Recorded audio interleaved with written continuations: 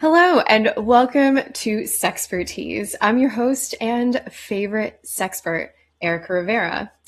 We are committed to keeping marriages exciting and single people safe. Today, I am joined by Nicky Yazbeck, a trauma-informed therapist and coach with nearly 30 years of experience supporting individuals and couples through deep emotional healing and relationship growth. She's trained in EMDR, grounded in somatic and experimental approaches, and brings both compassion and accountability to her work.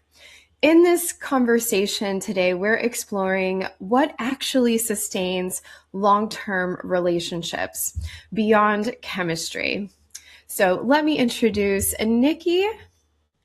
Thank you so much for joining me today. Welcome. Thank you, Erica, for having me. So let's jump right into it. So I read a little bit about what you do and some of the couples that you've came across in your time as a therapist and coach. When couples say that they've lost the spark, what do you usually find is actually missing? And what's the first thing that brings that connection back?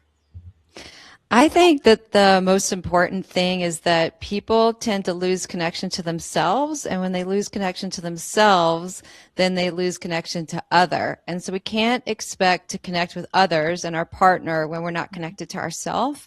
And so it's feeding the relationship and feeding ourselves and then coming together. And like, again, as everybody knows, like communication is absolutely essential for any relationship, friendship, anything to work. Absolutely. And you bring up a good point. I feel like we don't look within. We like a lot of couples that I even come across at my office, it's always they lose the spark because of, and it's usually directed towards their partner. I don't know if you've come hmm across that. hmm So it's interesting that you say like we have to feed ourselves first in Yeah. order to figure out how to bring that connection back. It usually starts with us. And yeah, communication is key for sure. I feel like that is the number one priority. So, how do long term couples balance togetherness with individuality Mhm. without drifting into like roommate energy? Because that happens quite a bit too. Yeah, I think there's sometimes the extremes happen where couples just have completely separate lives and then they barely come together and they barely find time for each other. And that can create issues and problems. And then other times people, I find like men do this a lot more than women, where they don't really have a life outside of the family. And maybe the wife has a very full life with friends and community and all these hobbies and interests.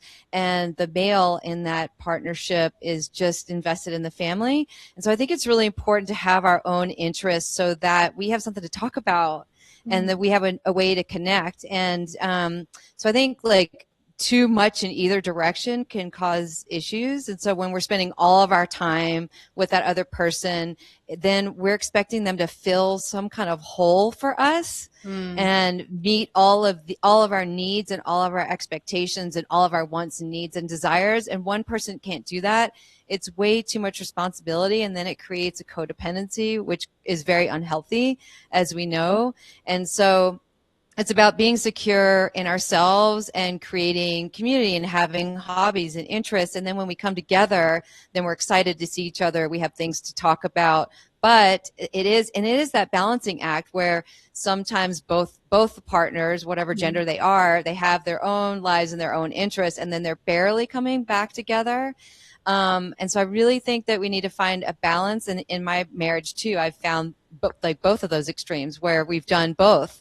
And it's really necessary to find that balance. And then when you throw a kid in the mix, then Oh, it's really complicated because I think it's really difficult to balance our own wants, needs, and desires, and then have our work balance, our work-life balance, and then our relationship balance, and then our kid and balance all of that. And typically, when that happens, we put ourselves last, especially women. We put ourselves last, and so I think balance is the key to every healthy relationship.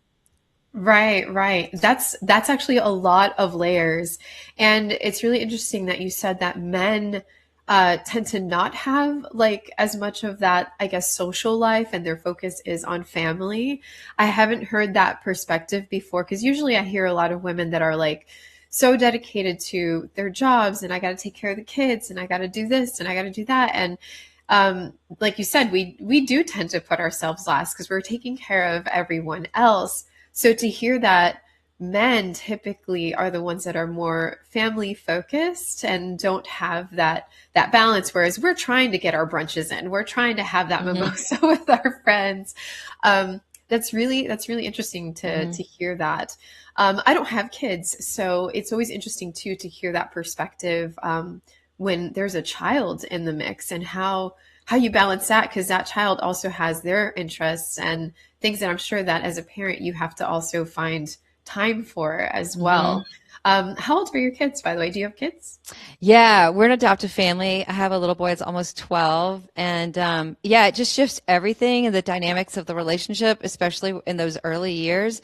And I feel it's really common for women, and it happened to me, to just completely lose ourselves in being a mother and losing our identity outside of that. And then there's a place where we, when they get a little bit older and more independent, that we can start finding our footing again and figure Okay. out our identity again. But the relationship definitely takes a hit. I think anybody that says it doesn't, there's just no way. There's not enough hours in the Right, day. right. Yeah. Yeah, because I was going to say too, do you find with your experience that because your child is now like a preteen, is it easier to connect with your spouse versus when your child was younger? Yes, yes. But I also think, when I'm working with other people, I think it's really important to set intentional time aside Yeah. and to get out of monotony and routine. And especially when you have a family, it's really easy to get into like a routine.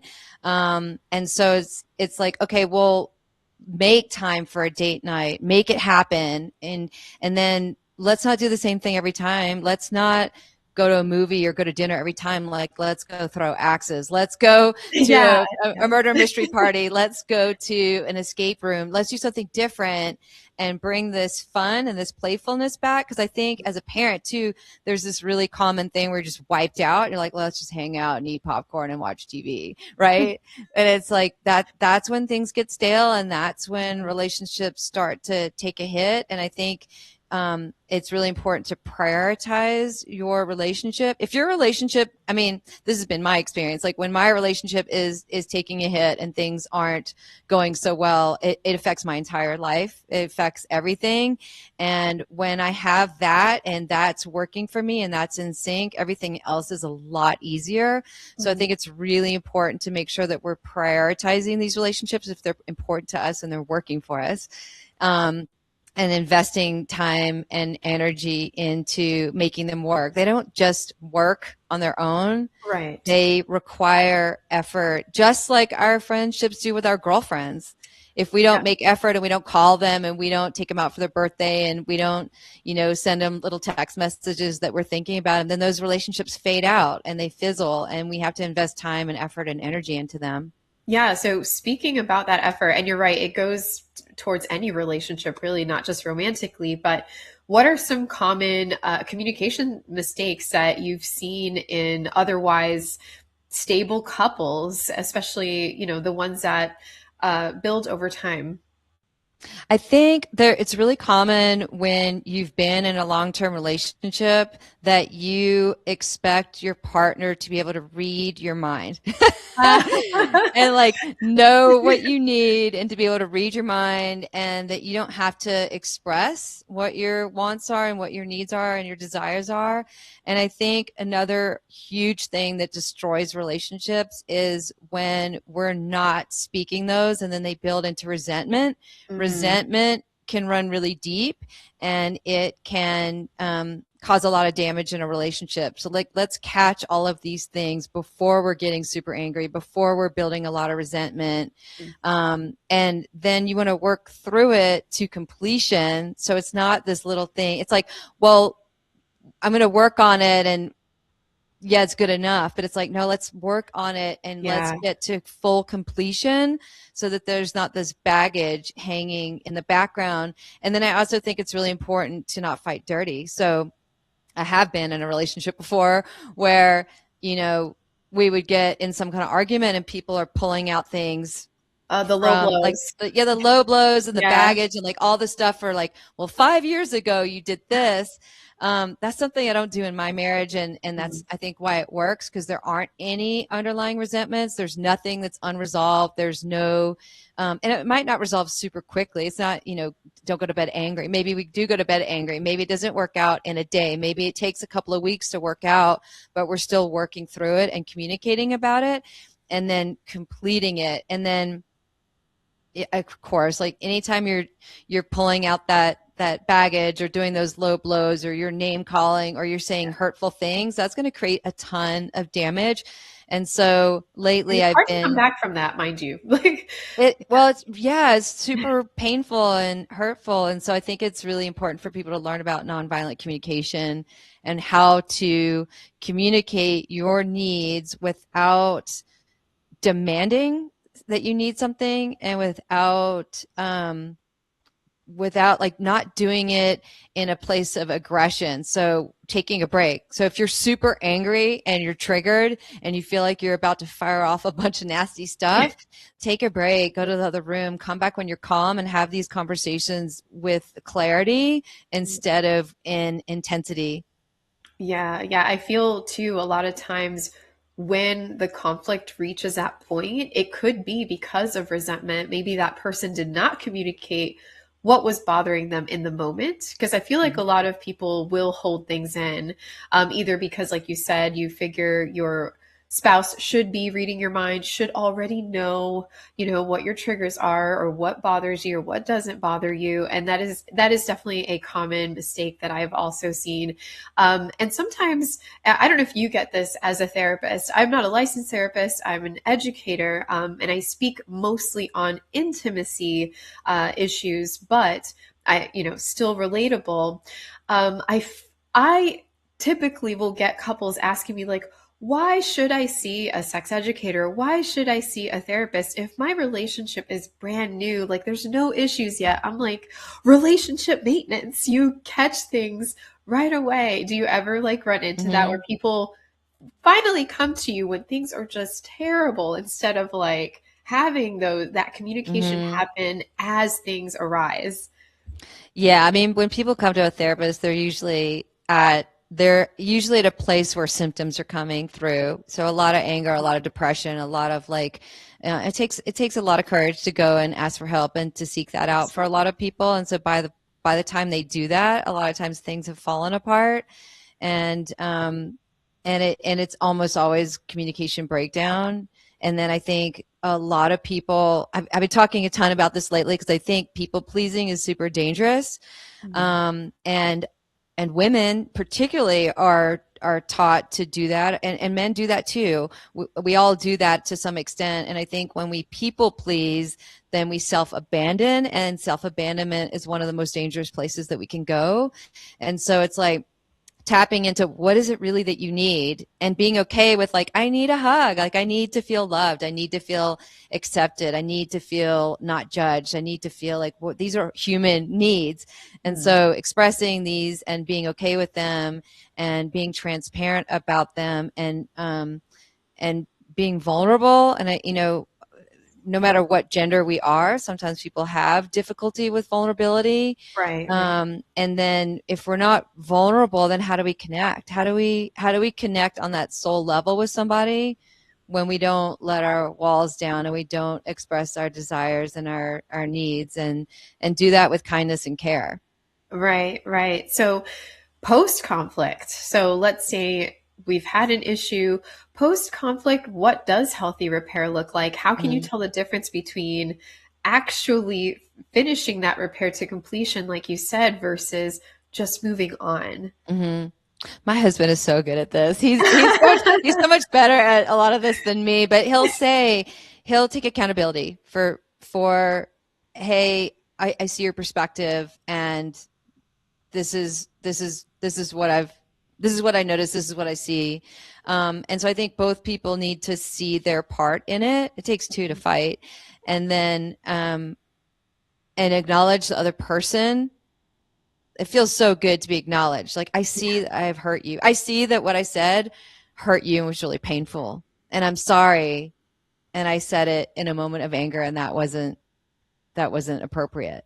And so it's just acknowledging that person's feelings so that they feel seen and heard, and then acknowledging your part in it. And if two people can do that, and then you can ask, is there anything else that's left? Is there anything that doesn't feel good? Is there anything that we've missed? Is there anything else you'd like to share? Is there anything else that doesn't feel good to your nervous system?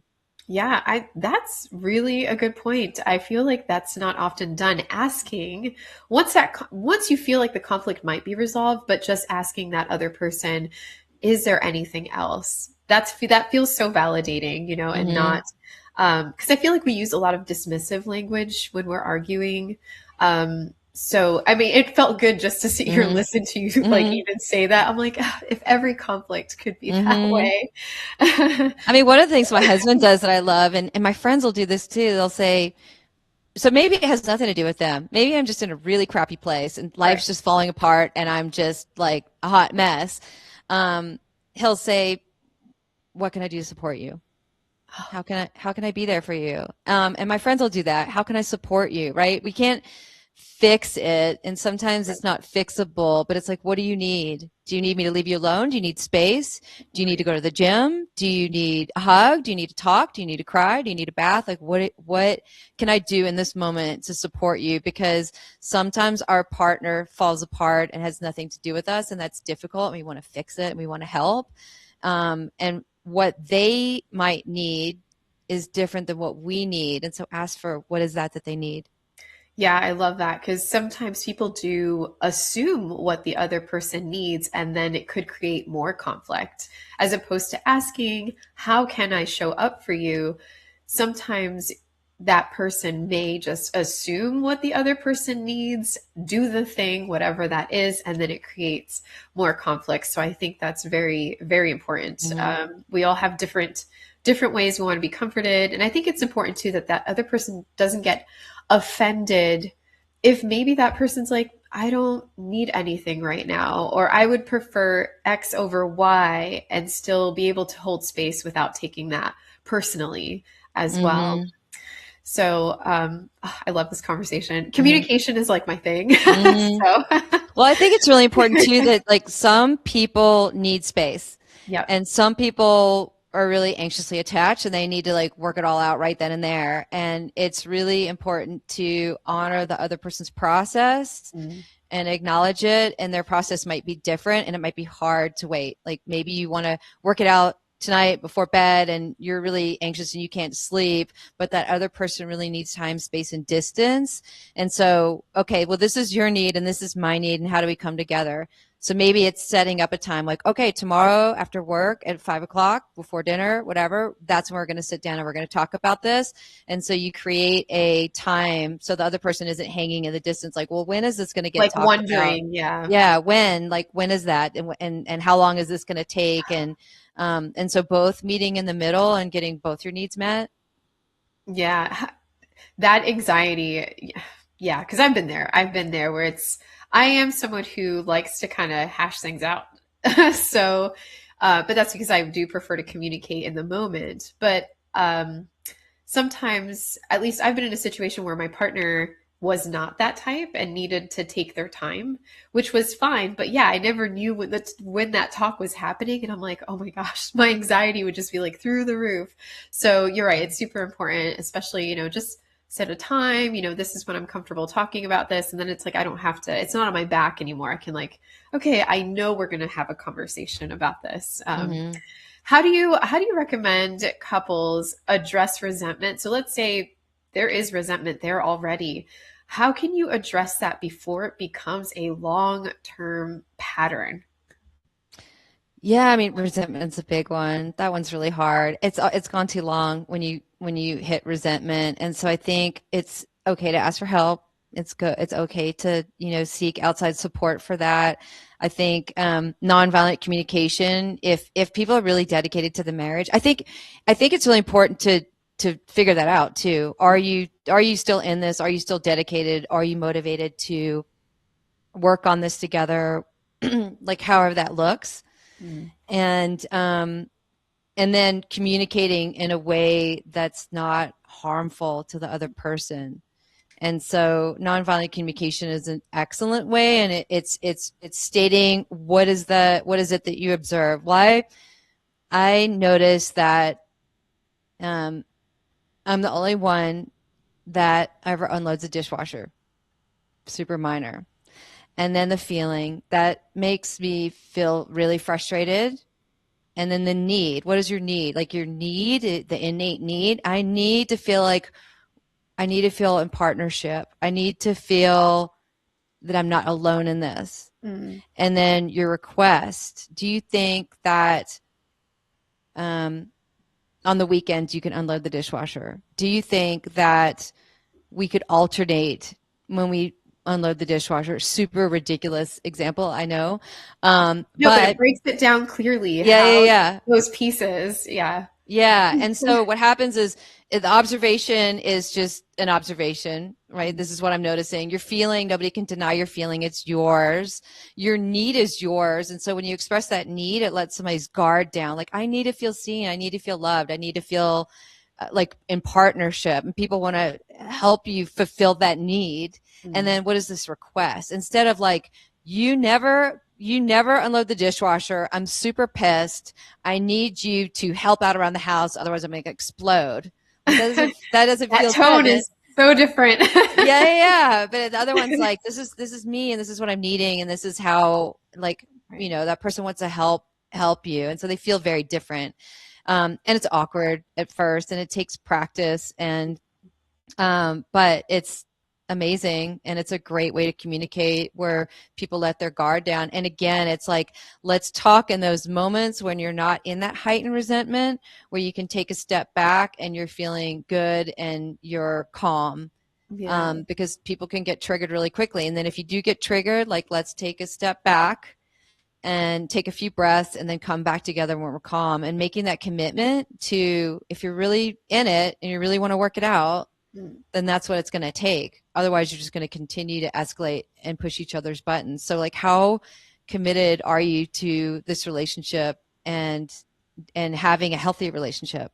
Yeah. And like you said, it takes both people. Like you can't really make that effort without both individuals involved. And I'm someone that I like to ask the tough questions, but there may be someone watching or listening. We can gain perspective and kind of take these tidbits and utilize them in our own lives. But if that other person is not willing, is not in it, what would be the next step? I know you said ask for help, of course. Mm-hmm. But yeah, what is that next step? Because there could be someone watching who's like, I've tried to do this and Mm-hmm. my partner is just not making that effort with me. I mean, I don't know how it can work if both people aren't committed to making it work, to be honest. And I see sometimes where one person's in and one person's out, and when the person that's in just starts to give up, and that other person that's like halfway out realizes, like, whoa, this is going to be the end of the relationship, and I need to either step in and meet them halfway, or it's going to fall apart. Then sometimes they'll step in, and hopefully it's not too late. Right, But I right. don't know how any relationship can work with any humans, right? Friends, relationships, sexual partners, whatever, if one person is committed and the other person's checked out. Like, I just don't see. And it's like, what is the reason that they're checked out? Is it that they're battling depression? Okay, let's have some compassion there. Right, And right. then let's see, like, are you willing to get help for this depression? Are you willing to like, again, what can I do to support you? Are you needing more time alone? Are you needing more time at the gym? Or what is it that you're needing? But you can't force somebody to Exactly. get help. You can't change the other person. You can only change what you're doing. Mm. That is so true. Well, that brings me to prevention, right? What daily or weekly habits, small or realistic, can most strongly predict long-term Mm-hmm. emotional intimacy beyond chemistry, especially in these long-term Mm-hmm. relationships. I mean, communication, check-ins, maybe you have like a scheduled check-in. My husband and I just started doing this thing where we love cacao. Oh, And nice. so it's like, hey, let's once a week sit down in our little sunroom, have a cacao together and check in. It doesn't have to be an hour long. It can be 10 minutes, it can be 5 minutes, but like, let's check in and ask, like, how are you? How are Mm, you? And then really tell the person, like, what are you needing? How are you? How are we? How, like, what's going on? I think sometimes we get so busy with our lives that we don't really check in with our partners. And so when I ask my husband, how are you? I actually want to know, how is he? What's going on at work? How's he doing? What is he feeling? What is he thinking? And so just keeping that connection strong is the part that takes effort. mm. And so maybe people that are really busy need to schedule that in, or hey, when the kids go to sleep, let's hang out for half an hour instead of jumping on the TV and doing whatever we do or reading our books or whatever. Like, Right. let's connect. And that, or maybe we do it over dinner, or maybe we do it as a family, but finding that intention around connection, I think is so important. So important. I love the cacao, that the idea of you sitting there with your husband and enjoying that. So I did see that outside of this specialty, you do yoga. So I actually am a belly dancer outside of this Oh, yeah. specialty. And a friend of mine, a dance friend of mine, had gifted me some cacao, and I have no idea what to do with it. So I'll have to pick your brain on Oh that. my gosh. It is ceremonial grade. And I'm like, I'm like, do I just drink it like hot chocolate? No. But I did a podcast on this actually on some did you? ceremonial cacao. Yeah, it's such a special. It's really heart opening. It's really beautiful, and Yeah. so It was a very yeah, precious gift, but it's still sealed because I'm like, I don't want to do this wrong. That's a yeah. little off topic, but it just you mentioning it, I'm like, that is so awesome though to incorporate that into your check-ins. Um, but I can't believe it's already time. So I want to go ahead and post your website up for everyone who's been watching. And tell us about something that you're working on or something exciting that's coming up for you. I mean, my husband and I right now are really passionate about at some point in the near-ish future building a retreat center where we can work to get people off of traditional Western medications, if that is something that is in alignment with them and is medically appropriate, using plant medicines and using healing modalities and using therapy and body work and all of this and doing it in conjunction with a bunch of other healers. And so that's what I'm passionate about. And I'm just most passionate about bringing people back to themselves. Again, I think we lose ourselves in life and social media and responsibility. And so, Right. like, how do we bring ourselves back to our own, our own needs, our own wants, our own desires, our own truth, so that we can let our light shine. And when we're better versions of ourselves, then we're better for the world and for our families and in our community. Yeah. So, do you find that a lot of these healing modalities that you also use help with some of these long-term concerns that we spoke about today? Yeah, I mean, I think anything that you can do to bring yourself back into your body is important, or to release trauma out of the body. So it could be therapy, it could be belly dancing, it could be yoga, it could be plant medicine, it could be body work, it could be just going to the gym and pounding it out. And so, and everybody's so individualized in that way. And so what do we do to help each individual and look at them as an individual to bring themselves back in alignment with themselves so that they can like feel alive again. I love that. I love that so much. Well, thank you so much, Nikki, for joining me Yeah, tonight. thank It you. has been an absolute pleasure. Hopefully, we can have another discussion soon. And Yeah. for those of you watching, I hope that you found this insightful. As I always say, please stay curious, stay safe, and we will see you next Tuesday. Thank you so much. Thank you.